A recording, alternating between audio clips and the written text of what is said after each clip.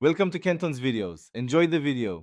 You begin by confirming essential prerequisites so the app can activate trading.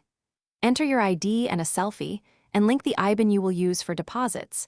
This verifies identity and prevents delays.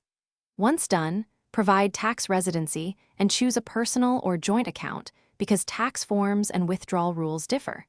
Make sure to authorize identity checks promptly. Otherwise, your first deposit and trading permissions will be blocked until verification completes. You fund the account next and learn the interface so you can trade confidently.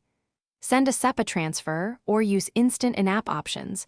Deposits reflect in hours to days, so plan entries.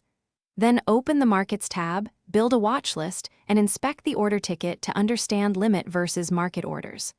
Once comfortable, set default order sizes, add stop loss or take profit levels, and schedule recurring investments to automate discipline and manage risk over. You now place and manage trades while watching costs and settlement.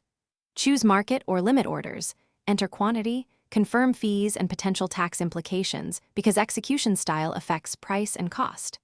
After execution, monitor open orders, portfolio performance, dividends, and corporate actions. Adjust or cancel pending orders if market moves.